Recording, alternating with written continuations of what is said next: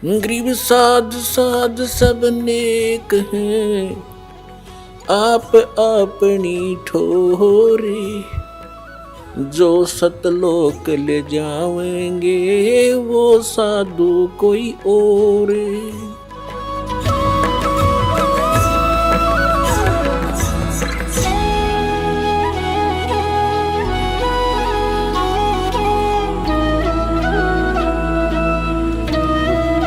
अब इसके विषय में परमात्मा की पुण्यात्मा, जैसे तुलसीदास जी ने श्री रामचंद्र जी की लीला को लाखों वर्ष के बाद एज इट इज चित्रार्थ कर दिया अपनी लैंग्वेज में, चौपाइयों के माध्यम से, श्लोकों के माध्यम से। और जो ही ऐसे ही गरीबदास साहिब जी को परमात्मा मिले थे सन 1727 में गांव छुड़ानी, जिला झज्जर, हरियाणा के अंदर, और वहाँ से उनकी आत्मा को सचखंड और ऊपर के सारी व्यवस्था, अपनी शक्ति, अपनी सामर्थ्य, अपने सतलोक में जहाँ वो मालिक रहते हैं तीसरे स्थान पर, वो सबसे परिचित करा के उनको वापस छोड़ा था और उनका ज्ञान योग खोल दिया था, उनको दिव्य दृष्टि दे दी थी। उस पिछली घटनाओं को गरीबदास साहिब जी ने वहाँ बैठे देख देख कर चलचित्र की तरह देख रहे थे और बोल रहे थे, और लिखने वाला लिख रहा था। उस वाणी को दास आपको सुनाता है। उसके अंदर कितनी प्यारा व्याख्या की है। रामानंद आनंद में काशी नगर मझारे, देश द्राविड़ छोड़ कर वो आए पूरी विचार। यानी भारतवर्ष में इस काशी शहर की बहुत महिमा है, बहुत प्राचीन महिमा है। और काशी शहर के ब्राह्मण लोग ऐसे ठग हो गए थे, दुनिया को भ्रमित करते थे, ऊत बूत की पूजाएं बताते थे, तंत्र मंत्र आधारित कर दिया था। महर्षि रामानंद ये ब्राह्मण थे, इन्होंने देखा उस पवित्र नगरी का हाल, तो वहाँ आकर रहने का विचार किया कि इन लोगों का कुछ उत्थान करूं, उद्धार करूं, इनकी बुद्धि उठाऊं, वेदों और गीता और पुराणों के आधार से इनको साधना बताऊं। तो स्वामी रामानंद जी ने भी बहुत सा सुधार करने की चेष्टा की। 1400 शिष्य बना दिए ऋषि के, तुम वेदों पुराणों का प्रचार करो, जैसा भी उनको ज्ञान था वो ज्ञान दिया। तो रामानंद जी भी वहां आ चुके थे। 84 बंधन कटे किन्नी कल्प कबीरे, भवन चतुर्दश लोक सब ये टूटे जम जंजीरी। अंत कोट ब्रह्मंड में बंदी छोड़ कहाए, सो तो एक कबीर हैं जननी जने नवाए।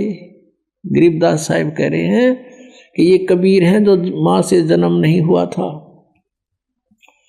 अनंत कोट ब्रह्मंड में बंदी छोड़ कहाए, अनंत कोट ब्रह्मंड में केवल बंदी छोड़, बंधनों का शत्रु यानी पाप कर्मों के काटने वाला कबीर जी है।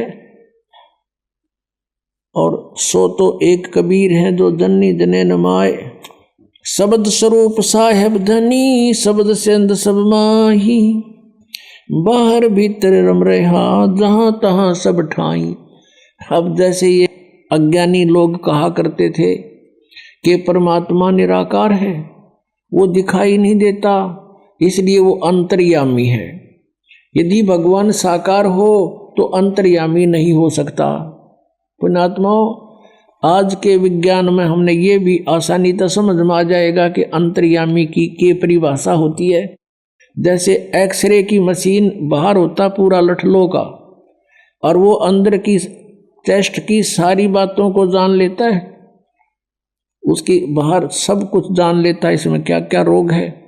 अल्ट्रासाउंड की मशीन साकार है और अंतर्यामी है, वो अंदर की सब बीमारियों को ढूंढ लेती है, कहाँ डिफेक्ट है।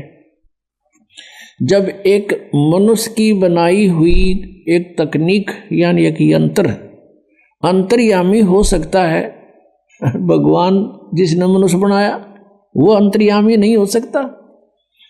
तो वो ऐसे अंतर्यामी है कि वो उनका उस परमात्मा की शक्ति सर्वव्यापक है, परमात्मा एक देशीय साकार है। अनंत कोट ब्रह्मांड का एक रति नहीं भारे, सतगुरु पुरुष कबीर हैं ये कुल के सिरजनहारे। जल तल पृथ्वी गगन में वो बाहर भीतर एक है, पूर्ण ब्रह्म कबीर हैं वो अवगत पुरुष अलेख।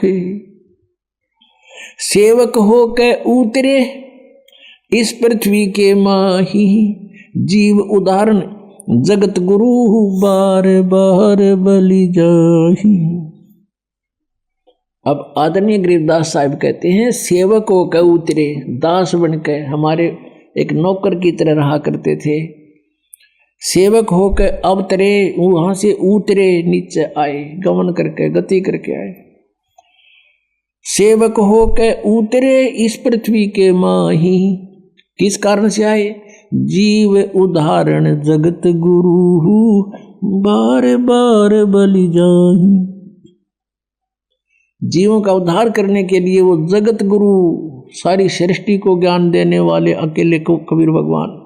काशीपुरी कष्ट किया उतरे अदर अधारे, मोमिन को मुजरा हुआ वहां जंगल में दीदारे। अपने आत्माओं परमात्मा को नारायण कहा करते थे। हमने सोचा करते विष्णु जी नारायण है कि जल के ऊपर शेष नाग की सैया के ऊपर लौट रहे हैं।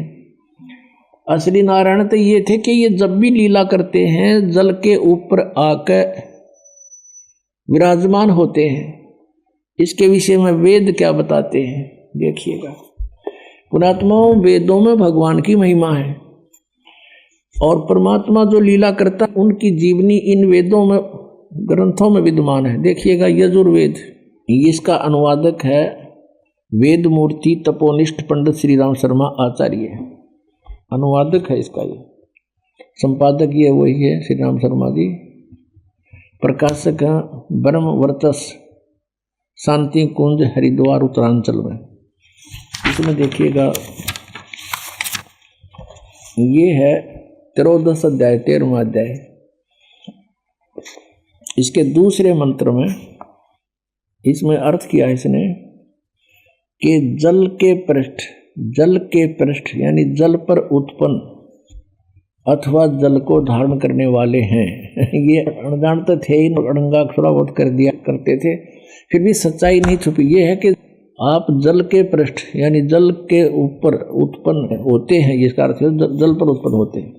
इनको अनुवाद नहीं करना है तो वही बात समझ लो कि जैसे कोई फॉरेनर हिंदी सीख ले और वो फिर रामायण ले जावे यहाँ से अपने देश में, और उन दूसरा अंधकतीय ना आती हिंदी, उन वो खुद हिंदी जानने वाला और रामायण की कथा से वो परिचित नहीं, अनुवाद फिर अड़ंगाई करेगा उसका, वो कुछ भी ना करना उसने। तो ऐसा कर रखा है इन्होंने। अप्रसंग के काशीपुरी कष्ट किया ये उतरे अदर अधारे, मोमन को मुजरा हुआ ये जंगल में दीदारे। कोट किरण शशिभान सुदि आसन अदर विमाने, परसत पूर्ण ब्रह्म को शीतल पिंड और प्राण। कहते हैं कोट किरण शशिभान शुद्ध है, इतना सुंदर शरीर परमात्मा का। कहते हैं और परसत पूर्ण ब्रह्म को शीतल पिंड और प्राण है। जब उस माई ने परमात्मा को बालक रूप में गोदी में लिया, कहते हैं उसकी आत्मा और शरीर एकदम शांत हो जाए, यानी सभी जो ताप थे, कोई प्रभाव था संस्कारवश, वो सब एकदम दूर भाग गया भगवान के वहां आते ही, और उसको एकदम नारी खुशी। पहली खुशी तो ये कि पुत्र मिल गया, और फिर भगवान जैसे बर्फ है, बर्फ पर वैसे भी हाथ रखा जा तो भी अपना प्रभाव दिखाती है, ऐसे ही परमात्मा वहाँ अपना प्रभाव दिखा रहे थे। उसके विषय में गरीबदास जी बता रहे हैं, गोद लिया मुख चूम कर हेम रूप झलकंते, जगर मगर काया करे जैसे दमके पद्म अनंत। इतना सुंदर श्री परमात्मा का। गोद लिया मुख चूम कर, मुंह चुम्या यानी मुंह को से प्यार किया अपने बच्चे को जैसे न प्यार करते हैं। और कहते हेम रूप झलकंत, परमात्मा का इतना सुंदर शरीर जैसे वाइट, जैसे हिम माने बर्फ, हेम रूप बर्फ जैसी सुंदर सफेदी। जैसे कहते हैं ना कोई कपड़ा लेने जाते हैं बाजार में तो उसको कहते हैं भाई स्नो वाइट देना, यानी बर्फ जैसी सफेदी का। तो कहते हैं हेम रूप झलकंत और जगर मगर काया करे जाणु दमके पदम अनंत। इतनी सुंदर शरीर मालिक का। कई बार देखते हैं ना कई गोरा सा रंग हो किसी बालक का, व्यक्ति का, नो क्या करें इसका न्यारा है नूर है भाई, इसके चेहरे का नूर है न्यारा है। तो वैसे वो नूर मालिक का ऐसा चमक रहा था। काशी उमटी गुल भया मोमिन का घर घेरे, कोई कह ब्रह्मा विष्णु है, कोई कह इंद्र कुबेरे, कोई तन्नो कह देवता मत आ रहा है। कोई इतना ऐसा तो कोई बालक देखा ना सुना हमने, ऐसा शरीर मालिक का। क्योंकि यजुर्वेद अध्याय नंबर 40 के मंत्र नंबर 8 में इसी परमात्मा के इसी शरीर की जानकारी है कि वो कबीर मनीषी सपरियागात, यानी वो परियागात माने पहला देहधारी है, लेकिन उसका शरीर वो पहला देहधारी है और उसका शरीर शुक्रम अकायम ऐसनाविरम स्वयंभू परिभू। उस परमात्मा का शरीर हमारे जैसे नाड़ी माता पिता के संयोग से शुक्र से बना हुआ नहीं है। उनका शरीर बिना नाड़ियों का और हमारे जैसी पांच भौतिक काया रहित है, स्वयंभू है वो। तो वो तेज पुंज का शरीर है मालिक का, उसके विषय में यहां बता रहे हैं। काशी उमटी गुल भया, उमड़ उमड़ का सारी काशी के लोग, काशी के, और मोमिन का घर घेरे, मुसलमान का घर घेर लिया। कोई कह ब्रह्मा विष्णु है, कोई कह इंद्र कुबेर, कोई कह धर्मराय है, कोई कहते है ईश, 16 कला सुभान गति, कोई कहे जगदीश। भक्ति मुक्ति ले उतरे ये, मेटन तीनों तापे, मोमिन का डेरा लिया, उसको कहे कबीरा बाप। कहते हैं भक्ति और मुक्ति लेकर वह उतरे थे भगवान, अपने सतलोक से चल कर आए थे। और मेटन तीनों ताप, उस मालिक की भक्ति से, उसके दिए द्वारा मंत्र से हमारे तीनों ताप नष्ट हो सकते, ना इन वेदों वर्णित विधि से नहीं हो सकते। वो 5वां वेद देने आए थे। और मोमिन का डेरा लिया, कहे कबीरा बाप। एक मुसलमान के घर जन्म डेरा ला लिया, वहां आकर विराजमान हो गए, रण लागे, और फिर उसको बाप कहे, उस नीरू को पिताजी, बाबू, बापू, जो भी भाषा थी।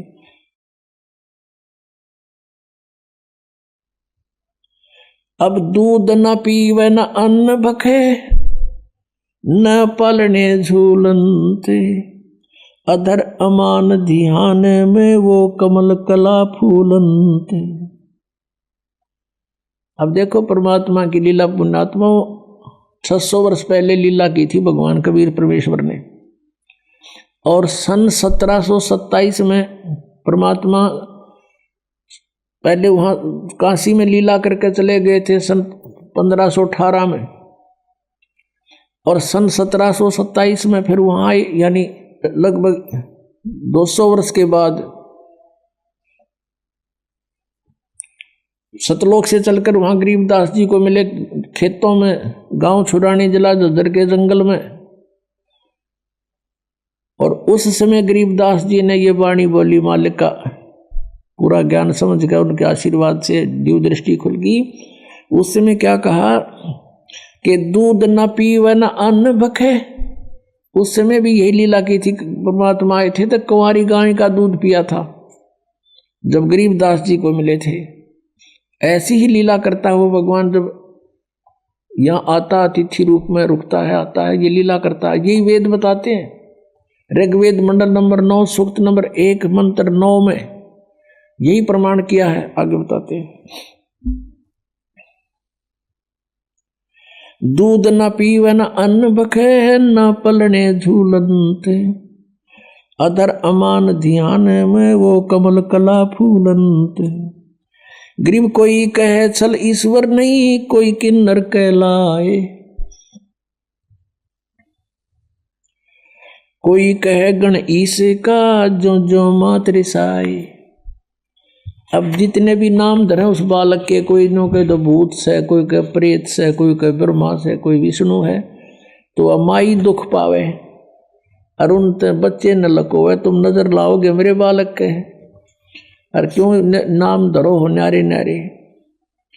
खलक मुल्क देखन गया वहां राजा प्रजा रीत, जम्बू दीप जिहाने में वो उतरे शब्द अतीत।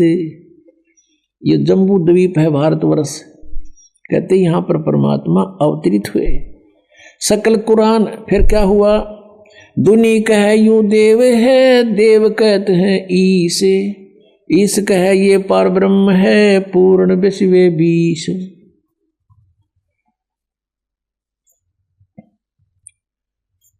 अपनात्मा अब क्या होता है जब परमात्मा 25 दिन के हो गए, ना कुछ खा रहे हैं ना पी रहे हैं। अब एक समस्या और खड़ी होगी नीमा के सामने, नीरू के सामने। नीमा कहती है कि मैं, ये बालक मरेगा, ये भगवान साथ में मैं मरूंगी, ये बच्चा अब मरेगा, क्यों खाता पीता नहीं, 2 दिन ना खाओ, माता पिता ने भी अन्न खाना मुश्किल हो जाता है, बहुत बुरी तरह रो रही है। और भगवान शंकर को याद कर रही है, क्योंकि वो शंकर के पुजारी थे, भले मुसलमान बन गए थे। और कह रही है हे भगवान शिव जी, या तो इसको देना ही नहीं था और देकर फिर छीन रहे हो, आपकी लीला अजब है। नहीं दिया था तो सब्र था, रो रहे थे, रो पीट कर टाइम पास कर रही थी, अब ये बच्चा मरेगा, साथ मरूंगी, अगला दिन नहीं पकड़ूंगी, मैं अन्न पानी त्याग दूंगी। हृदय से ये सोचा, जो परमात्मा ने देखा बुढ़िया मरेगी, अंतर्यामी कबीर साहब वही विराजमान। शिव जी के प्रेरणा करी कि कौन रो रहा तुझे याद करके। शिव भगवान आए वहां से साधु रूप बना के खड़े हो गए सामने। माई क्यों रो रही है? नीमा ने बताया, भगवान हे महात्मा जी, घनी दुखी हूँ, मैं बहुत दुखी हूँ, मत सुनो मेरे दुख, न मना रो लेने दो। फिर उसने बताया कि माई बता दे, अपना दुख बताने से हल्का हो जाता है, और मेरे सत्र का कोई तेरे लिए राहत होगी तो अवश्य दूंगा। तब माई ने सारी कहानी बता दी कि पहले हमारे संतान नहीं थी, और एक दिन भगवान शिव ने ये लाल हमें दिया, ऐसे कमल के फूल पर मिला। अब 25 दिन का हो गया, कुछ नहीं खाता पीता, अब ये भी मरेगा और मैं भी मरूंगी महात्मा जी। आज उसी दिन 2 शव हमारे घर से जाएंगे। तब भगवान शंकर ने, जो साधु रूप में खड़े थे, कहा कि ला दिखाना तेरा बच्चा कहाँ है।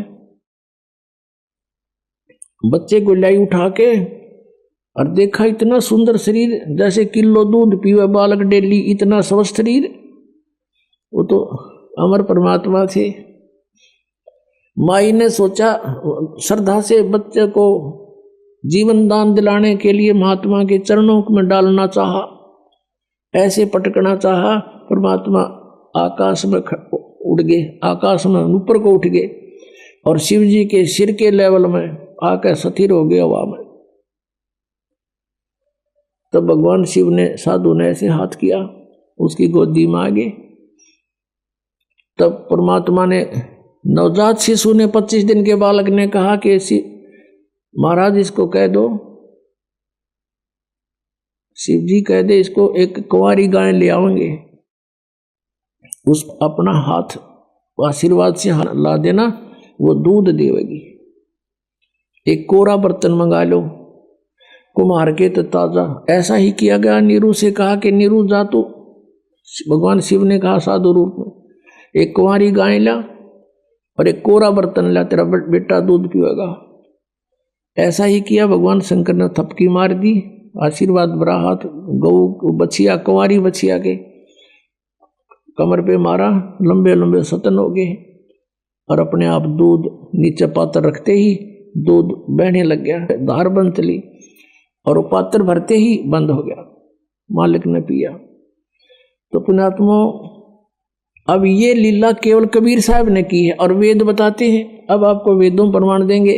हमने भगवान को पहचानना, फिर भक्ति तो जमा आसान है, कुछ भी इतना करना। एक बार आपका दृढ़ विश्वास हो गया कि कबीर इज गॉड, हम गॉड को गॉड ही मानना मुश्किल हो रहा हमने, तो फिर भक्ति ज्यादा कठिन नहीं है। ये देखिएगा ऋग्वेद, ये किसने कहां से छपा है, कौन है इसका प्रकाशक? प्रकाशक सर्वदेशीय कार्य प्रतिनिधि सभा, महर्षि दान भवन, रामलीला मैदान, नई दिल्ली से।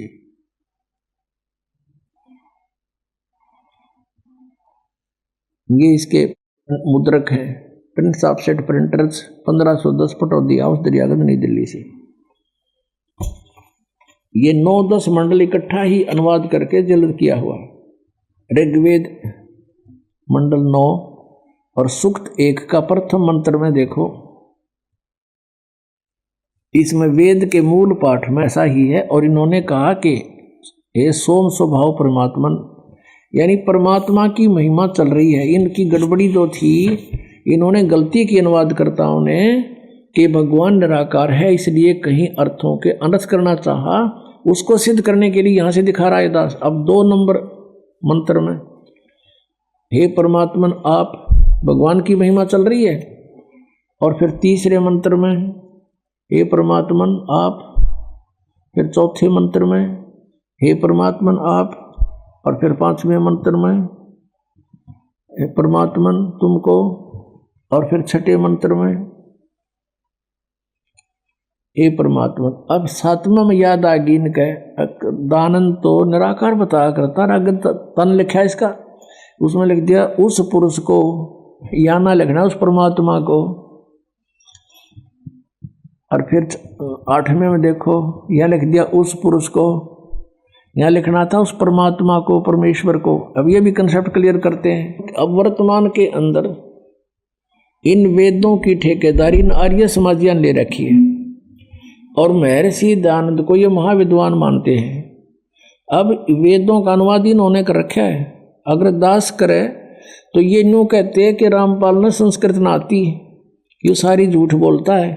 ये तो महर्षि तो विद्वान था, ये आचार्य विद्वान है, वो संस्कृत जानते थे, उनका अनुवाद सही है। अब दास पर कृपा करी परमात्मा ने कि इनकी बुद्धि फेर दी जब अनुवाद करें थे।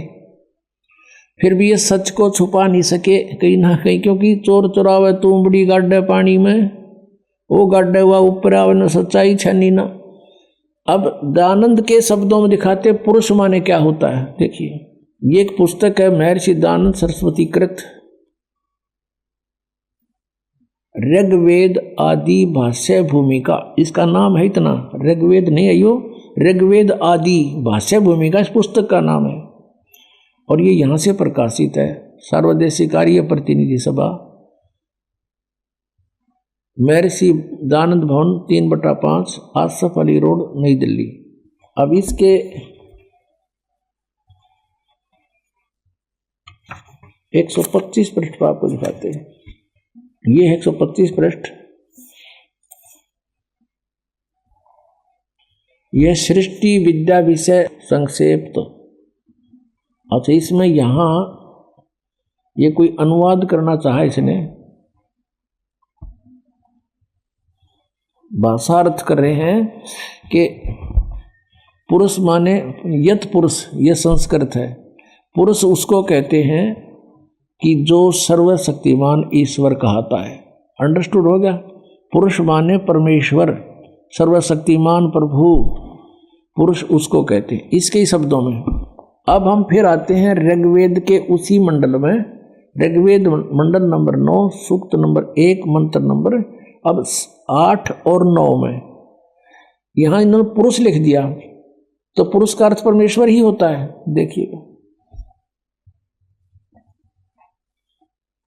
ये ऋग्वेद हम फिर पढ़ रहे हैं, वही जो अभी आपको दिखाया था थोड़ी देर पहले, ये वही मंडल है।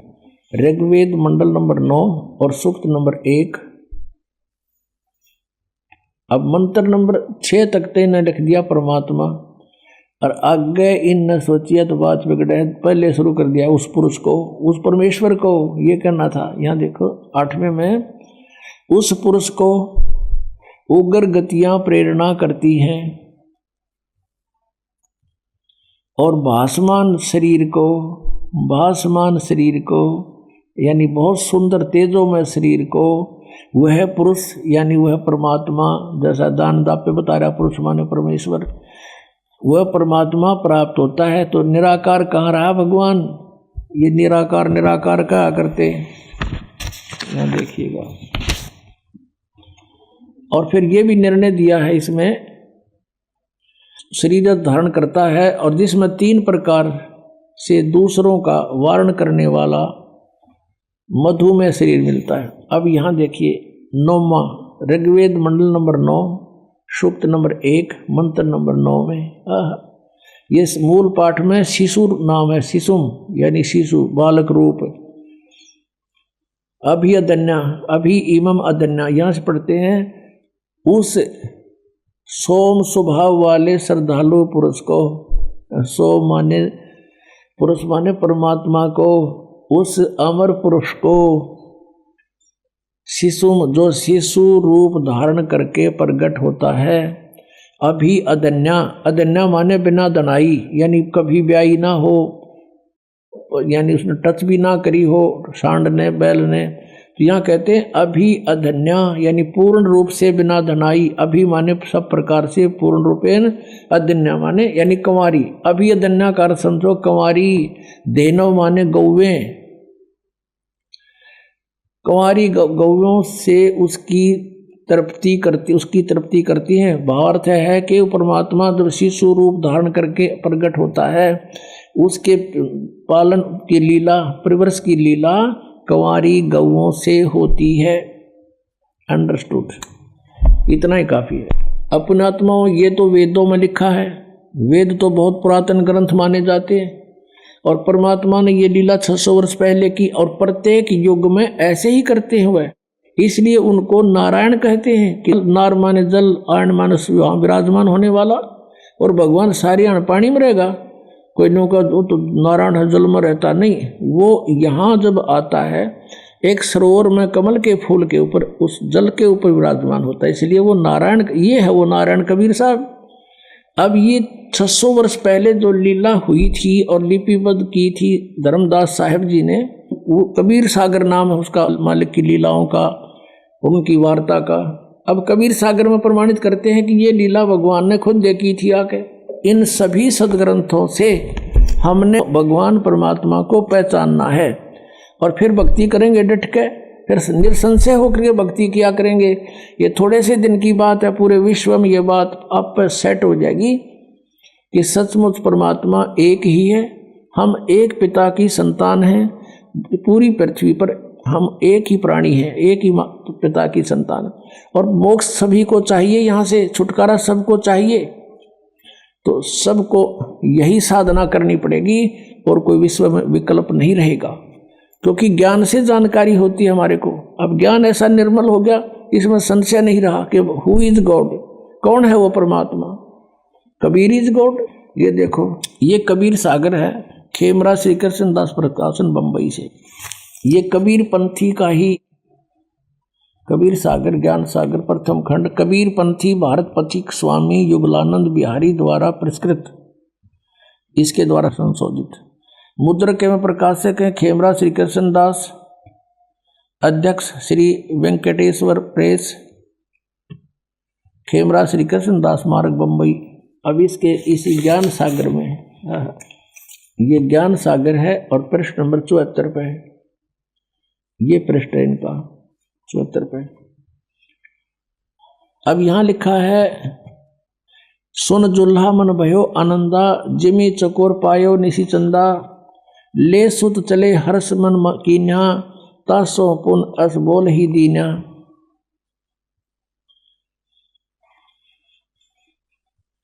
सुत काशी को ले चले लोग देखण ते आव, वही गरीबदास जी ने लिखा है और वही कबीर सागर में लिखा है। अन्न पानी बखे नहीं, जुल्हा शोक बनावे, तब जुल्हा मन कीन दीवाना, रामानंद सो कही उत्पाना, मैं सुत पायो बड़ गुणवंता, कारण कौन बखे नहीं संता। रामानंद ध्यान तब धारा, जुल्हा सो तब वचन उचारा। पूर्व जन्म में ते ब्राह्मण जाति, और हरि सेवा की निसी बलभाती। कुछ तुम सेवा हर की चूका, ताते भयो जुल्हा का रूपा। प्रीति प्रभु गही तोर लीनी, ताते उद्धान में सुत तो दीना। निरूप को कहा कि तू पिछले जन्म में ब्राह्मण था। रामानंद जी के पास गए कि मेरा लड़का भोजन नहीं खा रहा है, ना कोई दूध पी रहा है, कोई समाधान बताओ स्वामी जी। स्वामी जी ने फिर कारण बताया कि तू पिछले जन्म में ब्राह्मण था, तेने कोई गलती की थी जिस कारण से तू दानक बना, दुल्हा बन गया। उसने कहा मालिक वो तो हुई सो हुई, हे प्रभु जस की नो तस पायो, मैंने तो किरा सो भर लिया। आरत हो तू दर्शन आयो, सो कहिए उपाय गुसाई, बालक अक्षुधावंत कुछ खाई।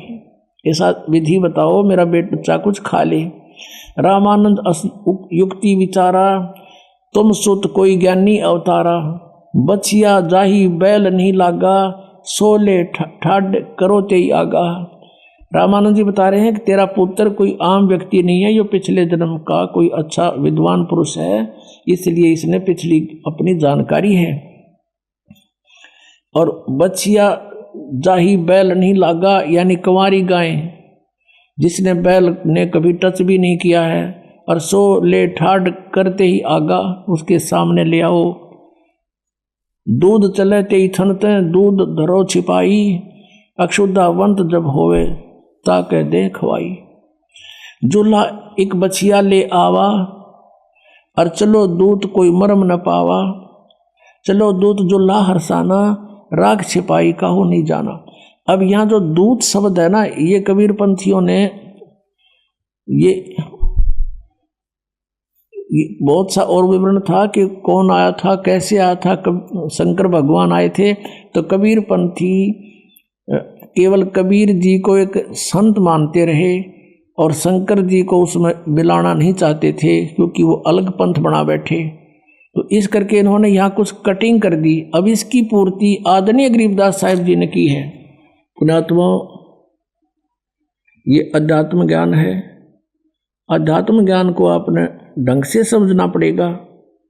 जैसे हम एक बच्चे को पढ़ाते हैं 12-13 वर्ष 16 वर्ष, और केवल एक पेट के लिए उसको पूरा फ्री भी कर देते हैं, खर्चा भी खूब लगाते हैं अपने सामर्थ्य अनुसार, और फिर भी उसको रोटी मिले ना मिले, रोजगार मिले ना मिले, कोई गारंटी नहीं। तो उसके लिए हम इतना डिवोट करें, क्योंकि हमने सिर्फ वो रोजी रोटी ये देखी आज तक। अब हमने मोक्ष के लिए इतना समय लगाना पड़ेगा, इसी तरह हमने कुर्बान होना पड़ेगा, और इसमें हानि नहीं, इसमें मोक्ष होगा ही होगा। इसके लिए हमने समय भी चाहिए, ये कथा भी सुननी चाहिए।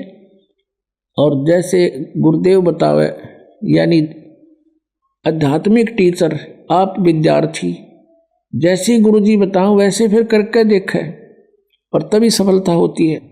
अब आपने देखा कि परमात्मा ने यह लीला करी, और कुंवारी गाय का दूध पिया। अब जैसे आपको बताया था कि शिव आज आए थे शिवपुरी थे, और उनको फिर दूध पिला। अब यही चित्रण आदरणीय गरीबदास साहिब जी ने अपनी वाणी में लिखा है। अब ये जो कबीर सागर में इन्होंने कुछ 600 वर्ष के अंदर जो कुछ त्रुटियां अपने हिसाब से इसमें एडजस्टमेंट कर दी, फिर भी सच्चाई छुपी नहीं, मालिक की दया से शेष रहेगी। तो अब उसकी पूर्ति के लिए परमात्मा ने 600 वर्ष पहले धर्मदास जी से कहा था कि धर्मदास, ये 12 पंथ चलेंगे मेरे नाम से, कबीर पंथ। उनमें जो प्रथम आवेगा, जैसे चूड़ामणि जी, वो तो अच्छी आत्मा होगा। आगे चल के उसके उत्तराधिकारी बस नकली हो जाएंगे सारे, काल प्रेरणा से और ही साधना शुरू कर देंगे। ऐसे ही गरीबदास साहिब जी तो परमात्मा की आत्मा थी, आदरणीय गरीबदास साहिब जी 12वें पंथ में जो आए हैं।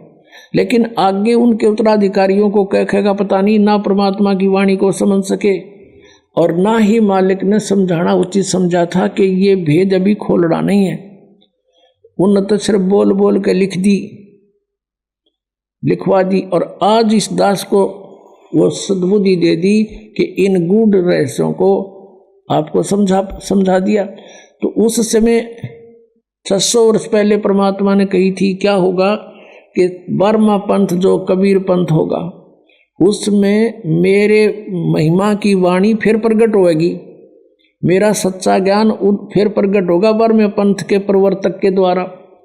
लेकिन उस 12वें पंथ के अनुयायी भी उस मार्ग को समझ नहीं सकेंगे, क्योंकि परमात्मा ने कहा था धर्मदास तो लाख दुहाई, ये मूल ज्ञान की तबार न जाई, मूल ज्ञान बार जो पढ़ी, बिचली पीढ़ी हंस नहीं तरही। इसलिए गरीबदास साहिब जी ने भी बोल बोल के लिखवा दी, उसका निर्णय नहीं दिया किसी को। इसलिए कहा कि ये सब पढ़ेंगे गरीबदास वाले पंथ के भी लोग, लेकिन वो समझ नहीं सकेंगे। असंग जन्म सतलोक नहीं जा सकते, उनमें अभिमान हो जाएगा कि हम गरीबदास अनुयायी हैं, हमारे वो ग्रंथ हमने अच्छी तरह आता है, उनको कक्का नहीं पता ये दास उसमें रह क्या है। अब ये प्रमाण भी कबीर सागर से देंगे आपको।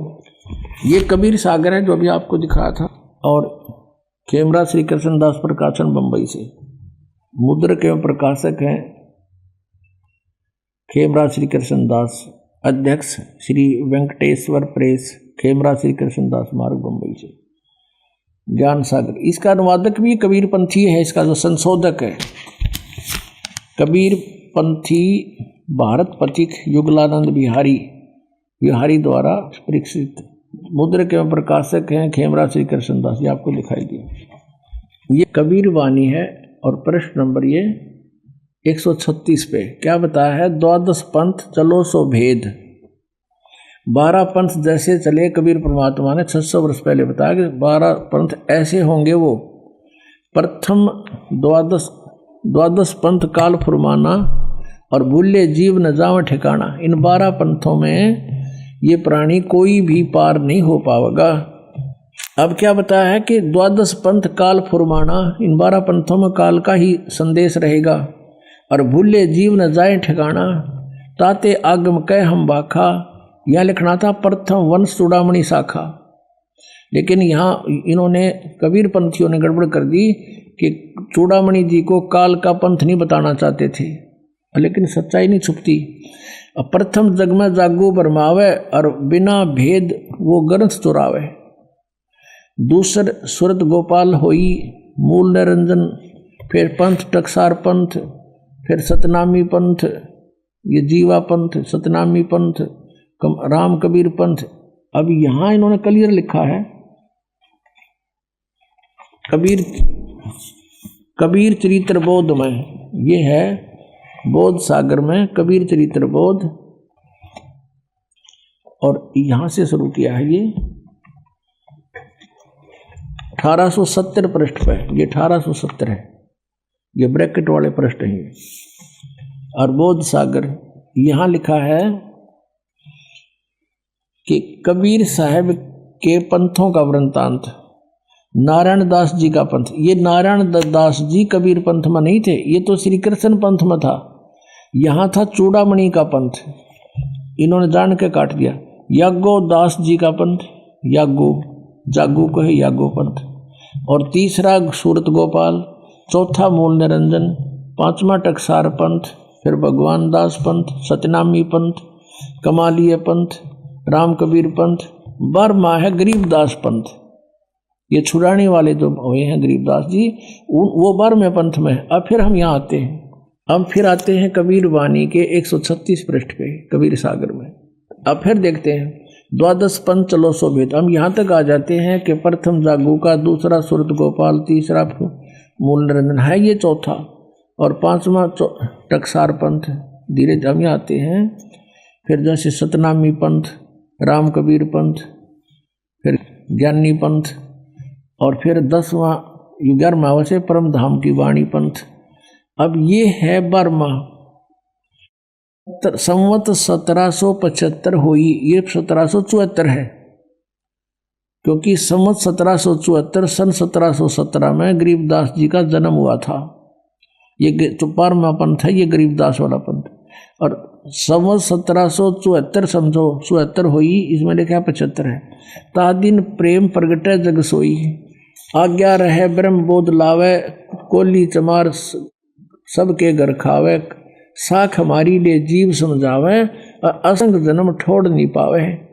गरीबदास जी की वाणी से ये समझावेंगे, असंग जन्म वो ठिकाना नहीं जा सकते। बर में पंथ प्रगट हुआ वाणी, बर में पंथ गरीबदास जी द्वारा मेरी महिमा की वाणी फिर प्रगट होएगी। जो कबीर सागर में त्रुटियां हो गई होंगी उनको पुनरावृत्ति कर देगी। बर में पंथ प्रगट हुआ वाणी शब्द हमारे की निर्णय ठानी। ये गरीबदास पंथ वाले हमारे इस वाणी का निर्णय तो करने की चेष्टा करेंगे, लेकिन अस्थिर घर का मरम नहीं पावे और ये 12 पंथ हम ही को जावें। साख हमारी लिए जीव समझावें ये गरीबदास पंथ वाले अन्य, और कहते हैं असंग जन्म वो छोड़ नहीं पावे। असंग जन्म नहीं जा सकते गरीबदास पंथ वाले, और दो नकली कबीर पंथी दो और हैं वो भी। फिर कहते हैं बर में पंथ हम ही चल आवे। वो बर में पंथ में आगे चल के जो वाणी प्रकट होने के बाद और सब पंथ मेट एक ही पंथ चलावे। अब दास को भेज दिया, दास इस गरीबदास पंथ से संबंधित है, और बर में पंथ वो खुद नहीं आए, परमात्मा दास को भेज दिया और वही पावर दे दी। अपने काम तो वही कर रहे हैं मालिक की। बर में पंथ में हम आएंगे, फिर ये न सब न देखेंगे, सबको एक पंथ बना देंगे, सारा सब ज्ञान के आधार से समझ जाएंगे। तब लग बोधो कुरी चमारा, फिर तुम बोधो राज दरबारा। प्रथम चरण कलयुग निराणा, तब मगर मांडो मैदाना। कहता है कलयुग का प्रथम चरण वो होगा, मैं मगर से सह शरीर जाऊंगा। मगर से प्रथम चरण कलयुग का, 3 चरण बताएं कलयुग के, ये बिचला चरण अब चल रहा है। ये प्रथम चरण कलयुग निराणा, और तब मगर मांडो मैदाना। धर्मराय से मांडो बाजी, तब धर बोधो पंडित काजी। अब यहां जाता है 5505, तब ये शब्द होगा साचा। 5505 जब वर्ष चले जाएंगे कलयुग के, तब ये साचा होगा। सन 2006 में समझ लो ये साचा हो गया, और आज ये 2011 चल रहा है। अब इसका कारण क्या था कि कलयुग के जब 5505 वर्ष लगभग बीत जाएंगे, उस समय यो मेरी आज की बोली हुई वाणी, सन 1398 से 1518 के बीच में जो वाणी बोली है परमात्मा ने वचन कहे हैं कि ये उस समय सच्ची होंगी। आज ना दच्चा किससे कहे, आज किसी को विश्वास नहीं होगा इसका। उस समय ये सच्ची होगी ये बात जो मैं आज बोल रहा हूं। और तब तक कहा धर्मदास तो लाख दुहाई, ये मूल ज्ञान कहीं बार न जाई। ये देखिएगा आगे इसी में, धर्मदास मोरी लाख दुहाई, 5505 तब ये शब्द होगा साचा। इस इतने समय कलियों के बीत जाएंगे तब। धर्मदास मोरी लाख दुहाई, ये मूल शब्द जिन बाहर ना जाई, ये ना जाई, गलत प्रण गलत हो रहा है। पवित्र ज्ञान तुम जग में बाखो, मूल ज्ञान गोई यानी गुप्त तुम राखो। मूल ज्ञान जो बार पर ही, बिजली पीढ़ी हंस वंश नीतर ही। 33 अरब ज्ञान हम बाखा, मूल ज्ञान गुप्त ही राख्या। गोए राख्या, गोए मन गुप्त। मूल ज्ञान तुम तब लग छुपाई, जब लग 12 पंथ मिटाई। अब यहां दिखाते हैं आपको 134 पृष्ठ पे सारा निर्णय दे रखा परमात्मा ने, कबीर वाणी 134 पृष्ठ पे। अब यहां बताए हैं 13 वंश, 12 तो ये थे काल के जाल में रह गए सारे। प्रथम वंश उत्तम, ये नारायण वो है चूड़ामणि जी।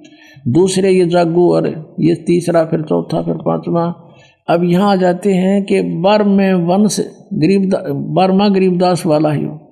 बर में वंश प्रगट हो उजियारा, यानी बर में पंथ में मेरी महिमा की वाणी से मेरा फिर से उजियारा सा होगा, क्लियर नहीं होगी उनसे। और कहते हैं 13वें वंश मिटे सकल अंधियारा। ओए होए, 13वां वंश मेरा आवेगा दास, कहते सब अज्ञान हटाया जाएगा, उसमें सब मिटे सकल अंधियारा। और एती दगा काल समाई, और तत्व बिंदु की टेक रह जाई। काल इतनी दगा करेगा फिर भी हमारे तत्व ज्ञान की टेक रह जाएगी, यानी उस समय तक इसको छुपा के रखना है। जो 13वां वंश इस दास की तरफ संकेत है, अंडरस्टूड है। 13वें वंश मिटे सकल अंधियारा। अब सब झंझट, ये सब अज्ञान हट जाएगा। नौमन सूत उरजिया ऋषि रहे जख मारे, सतगुरु ऐसा सुलझा दे उलझन दूजी बार।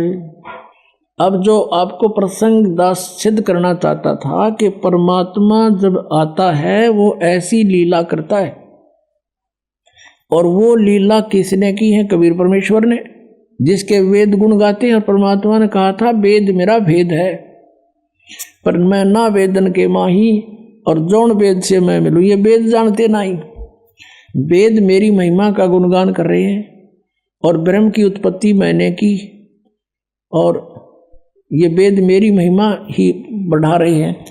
आपको और थोड़ा वेद दिखाते हैं। पुण्यात्मा, हमने परमात्मा को पहचानना है। ये देखिएगा ऋग्वेद, ये ऋग्वेद है, इसको दिखाते हैं कहाँ से है। ये यहाँ से प्रकाशित है, प्रकाशक पंडिता राकेश रानी, और यहाँ से छपा प्रधान कार्यालय वेद मंदिर महात्मा वेद भिक्षु सेवाश्रम, लेखराम नगर, इब्राहिमपुर, मुखमेलपुर, दिल्ली, दानंद संस्थान। इसमें 10 में मंडल नंबर 10 और सूक्त नंबर 49 49 में प्रथम ही मंत्र में लिखा है। ये देखिएगा, ऋग्वेद मंडल नंबर 2 सूक्त 49, ये 49 का प्रथम मंत्र। इस प्रथम मंत्र में लिखा है, परमात्मा कहते हैं मैं स्तुति करने वाले को, जो सत साधना करते हैं उसको सनातन ऐश्वर्य निवास योग लोक मोक्ष तथा ज्ञान प्रदान करता हूँ। मैं स्तुति करने वाले को सनातन ऐश्वर्य यानी जो सदा रहने वाला, कभी नाश ना हो, मोक्ष निवास योग्य लोक यानी सतलोक, पूर्ण मोक्ष तथा ज्ञान प्रदान करता हूँ। अहम ब्रह्म कर्णवम करणम, मैंने ब्रह्म नहीं, मैंने ब्रह्म को उत्पन्न किया। इन्होंने वेद लिख दिया। ब्रह्म का अर्थ वेद नहीं होता, राजा का अर्थ विधान नहीं होता, संविधान नहीं होता। मैं ब्रह्म को उत्पन्न करता हूँ, काल की उत्पत्ति मैं ही करता हूँ ब्रह्म की। और जो वेदों में महिमा है, यह वेद मेरी ही महिमा की वृद्धि करता है। यज्ञदान सत्संग करने वाले को सन्मार्ग में आदेश करने वाला मैं ही हूँ, यानी तुम्हें रास्ता भी मैं दिखाता हूँ जो मेरी शरण में आ जाते हो। और वेद मेरी ही महिमा का गुणगान कर रहे हैं।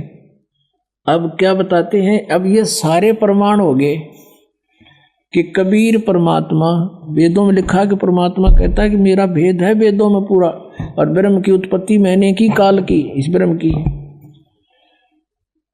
और वही खुद अपने सूक्ष्म वेद में 600 वर्ष पहले कहा था, वेद मेरा भेद है, मैं ना वेदन के माही। यानी जिस इन वेदों में मेरे पाने की विधि नहीं है, लेकिन महिमा मेरी ही है सारी। अब ये दास फिर उसी टॉपिक पर आता है कि आदरणीय गरीबदास साहिब जी की जो वाणी प्रकट हुई, उन्होंने उसकी पूर्ति की है। कबीर सागर में भी छुपी नहीं रही बात कि वो कह रहे, रामानंद जी ने कहा नहीं, ये दूत शब्द बीच में है। वो कहते उन्हें पता नहीं था वो कौन था, भगवान का भेजा हुआ कोई दूत आया था, वो बता गया कुंवारी गाय थपकी मार देगी। तो यहाँ रामानंद जी ने कहा कि उन्होंने कबीर सागर में लिखा है कि बछिया जाए बैल नहीं लागा, वो गाय लाओ जो अनटच हो, कुंवारी गाय हो। और यहाँ क्या कहते हैं गरीबदास जी, शिव उतरे शिवपुरी से अवगत बदन विनोदे, मैं के कमल खुशी बहे लिया ईस को गोदे। उस परमात्मा को गोदी में ले लिया भगवान शिव जी ने। और शिव उतरे शिवपुरी से चलकर आए और वहाँ बच्चे को गोद में लिया। नजर नजर से मिल गई किया ईस प्रणाम, धन मोमिन धन पूर्णा ये धन का सीनी काम।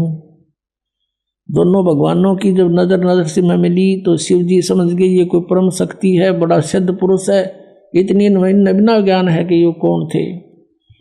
फिर जैसे परमात्मा ने आदेश दिया, कहा शंकर भगवान से कि ऐसे ऐसे इनको कहो कुंवारी गायें लावें और उसके ऊपर आप अपना हाथ रख देना। तो गरीबदास जी कहते, अनब्यावर को दूहत है, दूध दिया तत्काल, पीवे बालक ब्रह्म गति, तांसिव भय दयाल।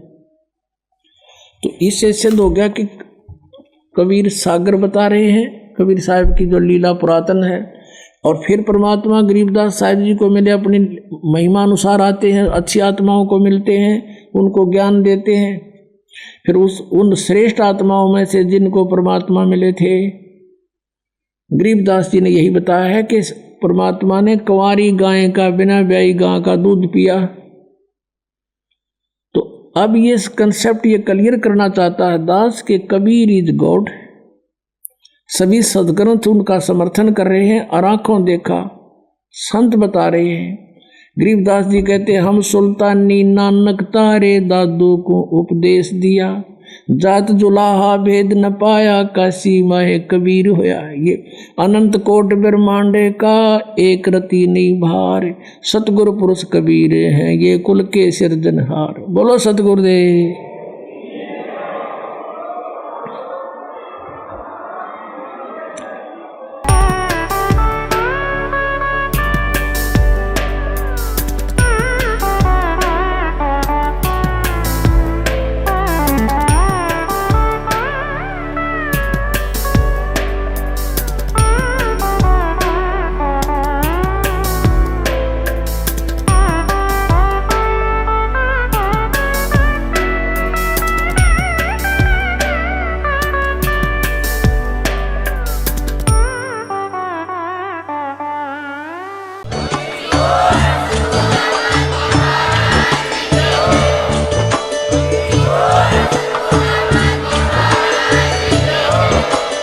आप सुन रहे थे जगत गुरु तत्वदर्शी संत रामपाल जी महाराज जी के मंगल प्रवचन। अधिक जानकारी के लिए विजिट कीजिए हमारी वेबसाइट www.jagatgururampalji.org। संत रामपाल जी महाराज जी के शुभ आशीर्वाद से पूरे विश्व भर में 500 से भी ज्यादा नाम दीक्षा केंद्र हैं, जिन पर संत रामपाल जी महाराज जी द्वारा ऑनलाइन निशुल्क नाम दीक्षा दी जा रही है। अपने नजदीकी नाम दीक्षा केंद्र का पता करने के लिए संपर्क करें 8222880541।